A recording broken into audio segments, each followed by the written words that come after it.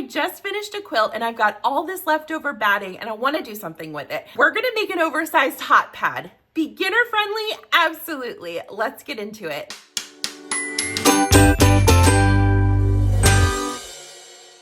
If you have never made a quilt before, this is such a good project because you're putting all of the pieces of a quilt kind of into this project, but on a tiny scale. This is perfect if you want to get a little bit of practice before you go for the real deal. I just went to the Dollar Tree and grabbed some fat quarters for this project. So this cute floral is going to be the top side of my hot mat. And this stripe is going to be the back side. You can absolutely use scraps to make this project. I just want to show you, like, if you're going to the store, what to buy. Need some cotton batting. 100% cotton is the trick here. Nothing that will melt. Wrap and Zap would be fine for this. They also make heat resistant and heat protected products by Pellin called Insul Bright and Insul Fleece. And if you want to use those, that's fine. Just make sure that you read the directions. I think for Insul Fleece, you need to still use batting. And I've always just used 3 layers of cotton batting and it's been fine. So if you don't want to spend that extra money and you're trying to use up some of your scraps, I can attest that 3 layers of this in the middle of your hot pad will work just fine. If you want to buy Insul Fleece or Insul Bright to use in this project, it's your world and I'm just living in it. So you do whatever you want. This is how I'm going to do it. I would recommend using 100% cotton thread. Polyester thread can melt and we're adding a lot of heat to this, so that might not be the best combination. I'm sure there are people who have used it and it's been fine, but just to be on the safe side, 100% cotton thread in your bobbin and in your top thread, okay? First thing, as always, is we are going to iron out our fabrics. Did you know that ironing is like 80% of sewing? If you didn't, now you do. Get those wrinkles out and then we'll go over here to the cutting mat and give these a good cut.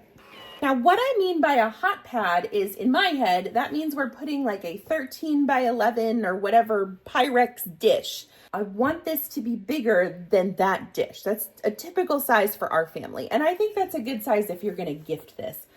So I am going to cut this. I'm trying to get as many butterflies in the area that I can. I'm going to cut this 18 inches by 14 inches. And if you want to just do it the size of the fat quarter, I mean, ain't no shame in that game. You do what you want. It may be nice to have an extra big one because maybe you want to put 2 things on top of it. Who knows? I don't know what kinds of things you like to cook. So you make it however you want. I love to pick up fat quarters when I see them at the Dollar Tree. Even if I don't have a plan for them, I like to grab them because, first of all, they go quickly.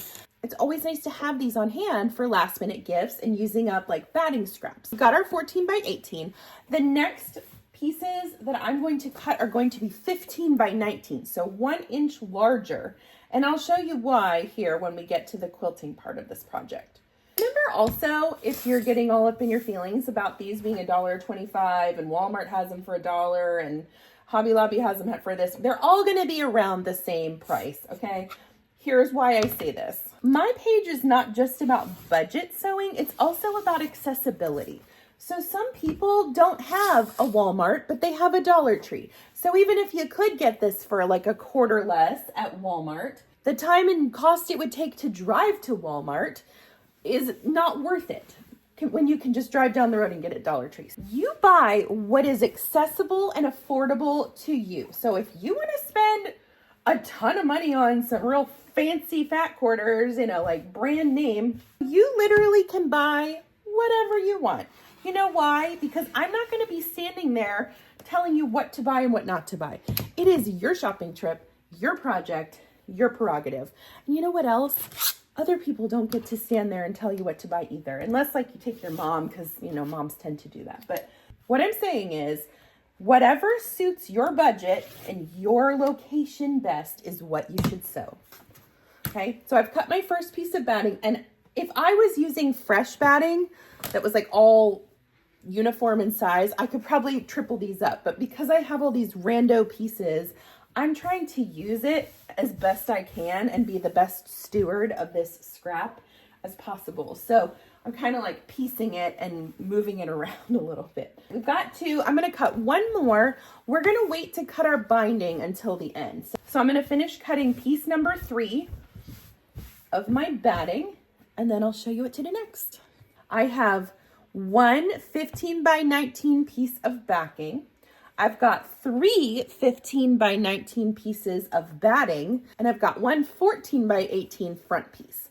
Now we're gonna make a sandwich. Lay your backing piece pretty side down onto your cutting mat. Lay your piece of batting on top. Put your next piece of batting on top of that. And if you only want to do 2 pieces of batting, I think that would be fine. I've always used 3, but I've seen people make them with just 2. It really depends on like how thick you want this to be. I will say when we get to 3 pieces of batting, you are going to want to use your walking foot for this. And don't be scared. That is a perfectly normal foot to use that is very, very fun and easy. I'm going to take my quilting safety pins and I'm just going to go through all of those layers and come back up and pin it, okay? Now, this is why we made this piece a little bit smaller, because sometimes when you're quilting, things shift and move around and do their own thing, and especially if you're new, it might not come out exactly straight and beautiful. So we have leeway here on the ends to cut down the fabric to the right size of the front. I'm going to keep safety pinning all of my pieces together until I get them nice and stuck, and then I'll show you how to quilt this guy. This is a walking foot. If your machine doesn't come with one, you can buy one of these. Just make sure that it is specifically for your machine. They have universal ones on Amazon, and those will fit like Brother, most Singers, a lot of Baby Locks. Like, you just need to check, make sure your brand name is listed there. It's got this little claw. It's gonna go on your needle bar over here. Okay, it's like giving it a nice little hug. And once you have those 2 pieces in place, all you need to do is tighten the screw and you're ready to roll. Like, that's it. It's really not a huge deal. And it makes all the difference. It's like 4-wheel drive for your sewing machine. Now, the other thing I'm going to add is this little bar. So your walking foot has this hole in the back, and it's on both sides. You can slide this bar in, and it works as a lifted measurement that will guide you on straight stitching when you're doing that on your quilt, or in this case on our hot pad. So the way that I'm going to do this is I'm going to put my stitch up to a 4. I'm going to center my needle. I like to do horizontal stitches. I think those look really cute on this project. So that's what I'm going to do. I'm going to start in the middle, and I'm going to work my way out one side and then flip it and go the other way. My needle right now is an 80-12 universal. We'll see if that works. It might be a little bit too thick for an 80-12, but hey, why don't I figure it out, and then you don't have to make the mistake. So set it in your machine. We're not going to worry about this guide bar just yet. Start with a back stitch if you want. You don't have to. Now I'm just eyeballing this first line, but if you want to draw a line, all you have to do is draw the first one, because from there we're going to let that little guide bar take over, which is really helpful. So run that first line through. Take out your safety pins as you go. And this is plowing through this nicely. I was just using my regular like zigzag foot. It may not be quite as good. Okay. Let's check out that first stitch. Oh, it's a beaut. Now, we have our initial guideline set for us. So all we have to do now is figure out how far apart you want those lines to be. And you're going to line, I don't want them too far. You're going to line this little bar up and just run it along this set of stitches that you just made.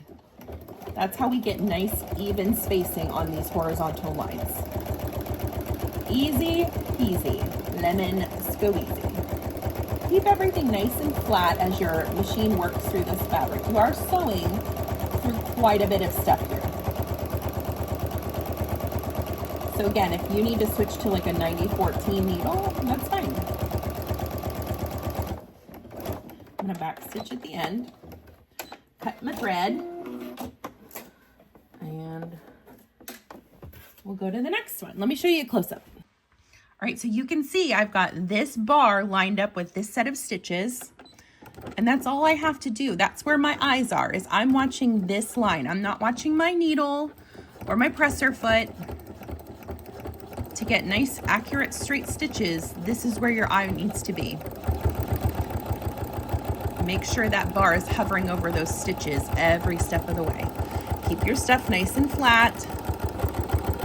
Remove any safety pins that you encounter along the way.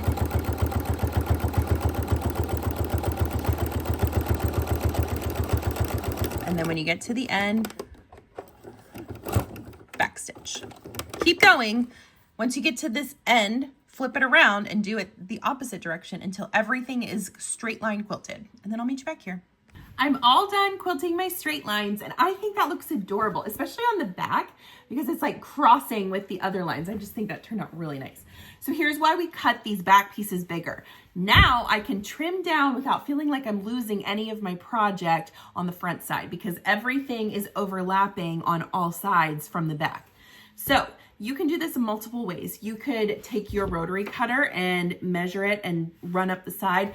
But because I used 3 layers of batting, I think I'm just going to use my good old-fashioned scissors and my good old-fashioned common sense and not cut my finger off by trying to cut through way too many pieces of fabric at the same time. All right. Give it a good trim. This is my favorite part of like quilting anything, is getting it all trimmed up so all the sides look beautiful and even and straight. It does something for my OCD that's just very nice and calming. And if you trim into your fabric on the front side a little bit, it's all right. Now it's time to cut our binding pieces. So grab that other fat quarter that you set aside. I want to make sure, since this is a striped binding, I want it to go, yeah, this way. I want it to look like this on it. So I need to cut my strips this way.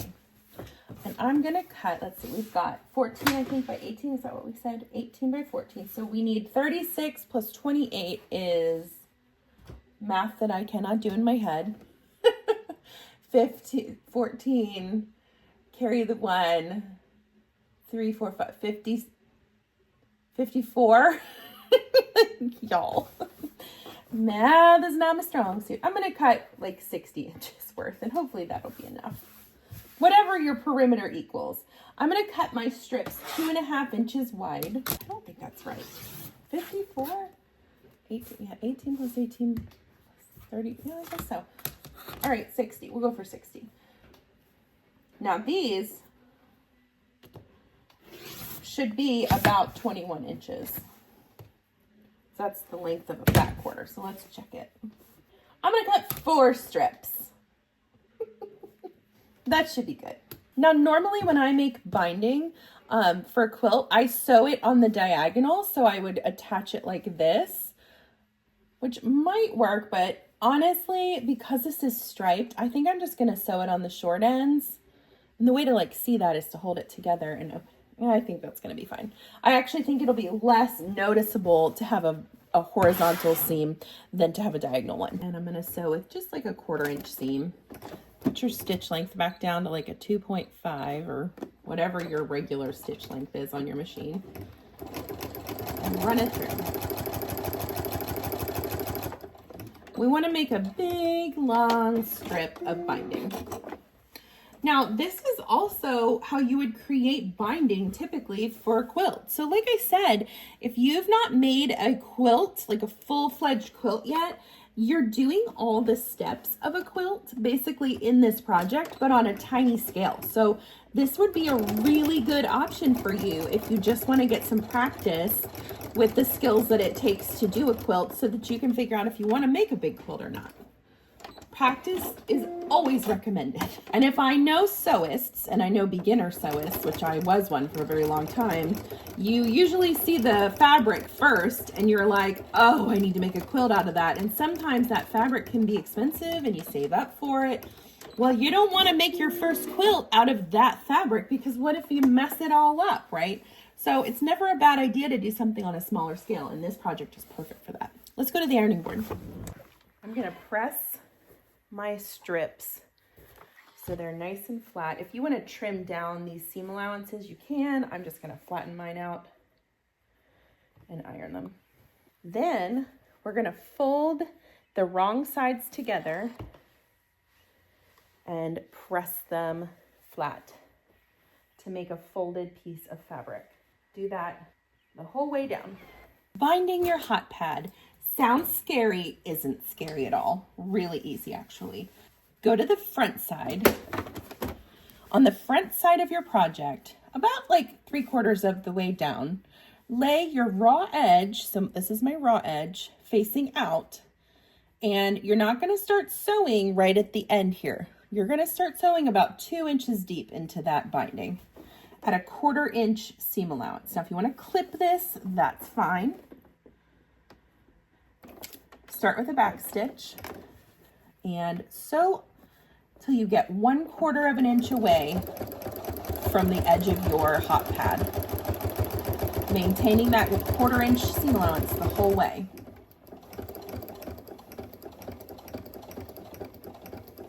Okay, about a 1/4 inch away, I'm going to back stitch, maybe 2 just for funsies, and then cut the thread. Pull it out.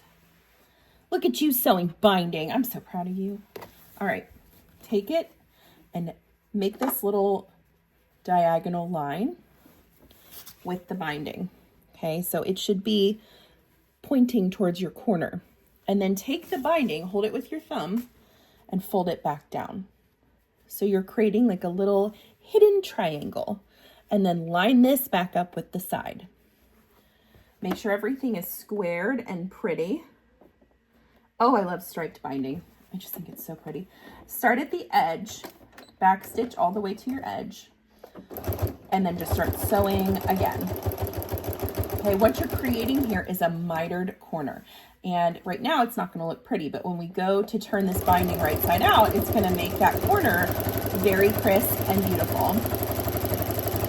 Stop 1/4 of an inch away, back stitch, cut, and I'll show you again. You're going to fold the binding up so that you have a diagonal line pointing towards the corner. See that?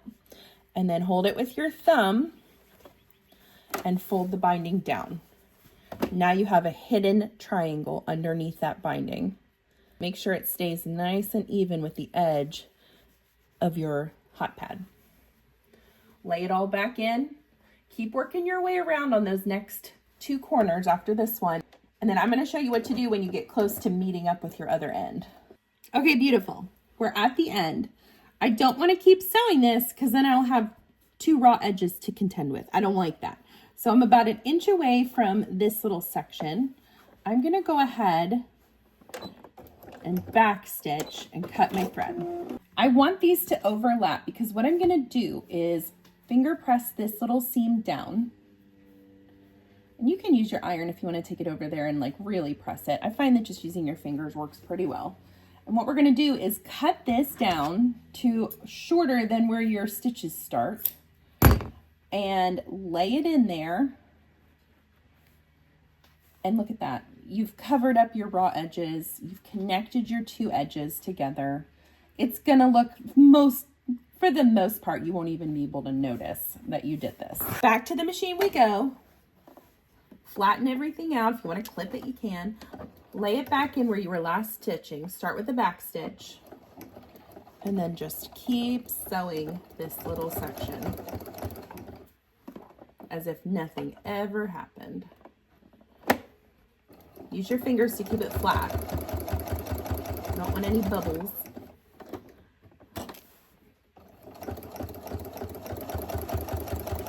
Oh, so pretty. Once you start crossing over your first stitches from the beginning, back stitch and cut your thread. We're almost done, you guys. I am so proud of you. To the ironing board. Okay, this is turning out so cute. I am convinced that putting stripes on anything immediately makes it better. So I am going around pressing this binding towards the outside so it gets nice and flat. When I get to those mitered corners, I'm just going to poke my front part of my iron into there so they get as crispy and flat as they can be. Yes, firm believer, stripes make everything better. Not like full stripes, just stripes for an accent is magical, especially when it comes to quilt binding. All right, let's go finish this up. When I'm finishing a quilt at this point in the project, I will fold the binding down, clip it, and a lot of times I like to hand sew my binding in the back. I like to do this because I can make the stitch completely invisible and I have a little bit more control over like where those stitches are going. However, for this project, it's so small, I feel like we can do this on the machine and still make it look absolutely gorgeous. So when you get to those mitered corners, push up into one corner and flip it down until you get those two little corners to meet. And again, y'all, if this is your first time doing anything quilting related, remember, it does not have to be perfect. We are not perfect, so we don't need to expect perfection. You're not selling this to anybody. Nobody's judging your work, and if they are, they're mean and they don't need to be around you. Surround yourself with positive people who cheer you on, like me.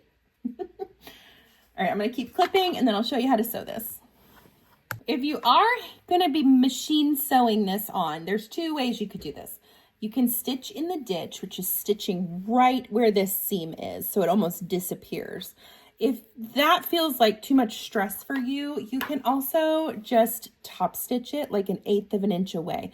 The main thing we want to make sure of is that you're catching all of this binding on the back. So with the top stitch, you have a better chance of catching the backing. With the stitch in the ditch, it's more of a chance that it will be hidden, but more of a chance also that you might not catch all those in. So I'm going to do stitch in the ditch. We'll see how it goes. It's never bad to just lift it up and just take a look and see if you're in the ballpark of hitting that. And my eye is watching my needle on this one. I want to know exactly where that needle is hitting so that I know it's going to be hopefully as hidden as possible. Just to like make it more fun, if you like really aren't worried about those stitches showing, you could switch to a top stitch color in like one of the colors of the flowers. Like a purple top stitch would look so cute going around this. It's whatever you want to do. I'm gonna keep working my way around and then it'll be time for the big reveal. There you have it. It's a beautiful oversized hot mat. We've got 3 layers of batting in there to protect whatever surface you're putting the hot thing on from the hot thing. This is gonna work so beautifully for our cookouts in the evenings, out on the back deck, even just in our dining room, just to have it on the table. The other thing is it's so large that you could put a bunch of sides on it if you want, or just a large Pyrex. Additionally, it's so pretty that you could also just leave it on your table all the time and put like a plant on it or something until you need it. So multi-uses attached to just one thing. This is very beginner friendly, y'all. I know you can do this. I hope that you make one. We only spent about maybe $4 on the fabric and then the batting was left over. But even if you bought that, you'd only be looking at a few dollars of batting because it's using such a small amount. Thank you so much for following along with me today. I hope that you make one of these. Make sure to like and subscribe to stay up to date on all of my upcoming content. I'm Chelsea with She Sews Seams and I'll see you next time.